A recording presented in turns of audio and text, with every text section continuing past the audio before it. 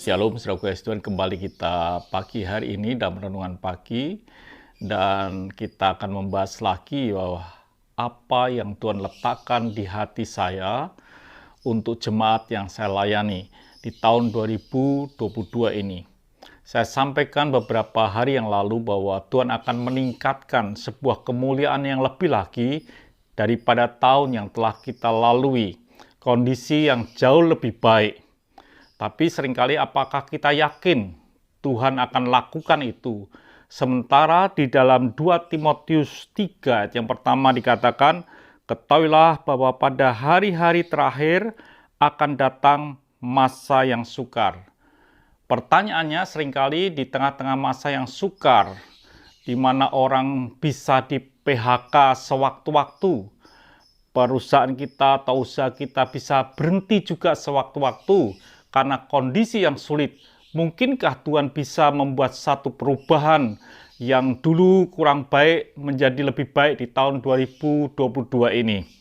Bahkan Tuhan janjikan di Ulangan 28 ayat yang ke-13, Tuhan akan mengangkat engkau menjadi kepala dan bukan menjadi ekor. Engkau akan tetap naik dan bukan turun apabila engkau mendengarkan perintah Tuhan Allahmu yang kusampaikan pada hari ini, kau lakukan dengan setia. Mungkinkah seringkali kita bertanya, mungkinkah di masa yang sukar ini, kondisi kita ini bisa mendapatkan posisi yang baik, tidak ekor tapi kepala? Apakah dalam kondisi yang sulit ini, Tuhan bisa membawa kita dalam kondisi yang tetap naik dan tidak turun? Saya beritahu bahwa Tuhan adalah Tuhan yang bisa mengadakan perubahan, karena Tuhan akan mengadakan perbedaan.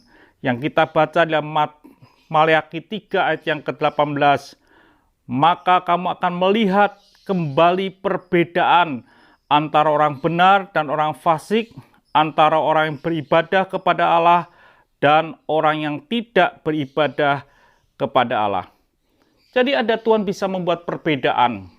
Di tengah-tengah kesulitan apapun juga, Tuhan bisa tetap membawa kita berbeda dengan orang-orang lain. Kita ingat, kalau Tuhan berkata bahwa Tuhan akan mengadakan perbedaan antara orang benar dan orang fasik. Kita ingat seorang hamba Tuhan besar di dalam Kejadian 6 ayat yang ke-9. Dikatakan, inilah riwayat Nuh. Nuh adalah orang yang benar dan tidak bercela di antara orang sesamanya. Dan Nuh itu hidup bergaul dengan Allah. Yang disebut adalah Nuh adalah orang yang benar. Ketika Nuh ini adalah orang yang benar, bukan orang fasik, Tuhan bisa mengadakan perbedaan.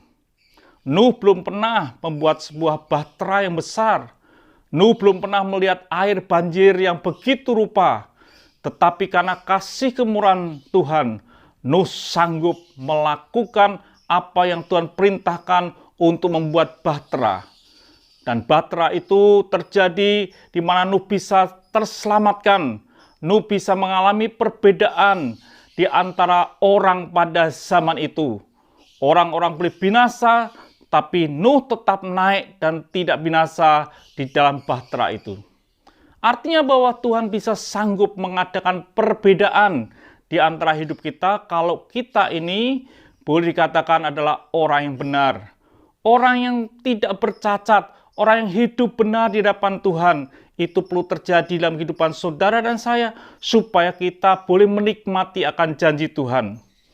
Tuhan juga berkata, Tuhan akan mengadakan perbedaan antara orang yang beribadah kepada Tuhan dan orang yang tidak beribadah kepada Tuhan. Biarlah kita ini adalah orang yang beribadah kepada Tuhan.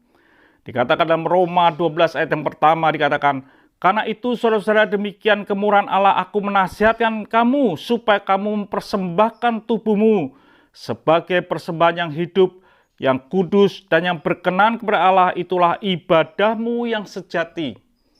Ibadah pada zaman dahulu selalu ada korban di atas mezbah. Dalam hidup kita juga harus ada korban di atas mezbah adalah hidup kita yang tidak bercacat dan tidak bercela. Itulah ibadah yang sejati. Persembahkanlah tubuh kita hanya untuk Tuhan.